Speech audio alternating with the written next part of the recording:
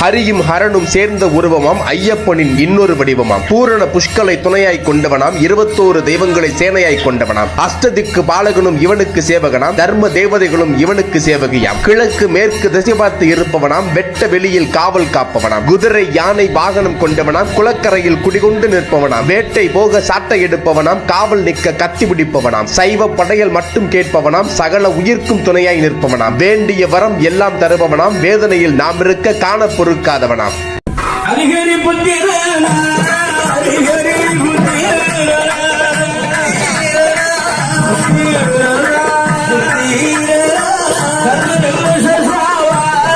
ஐயன்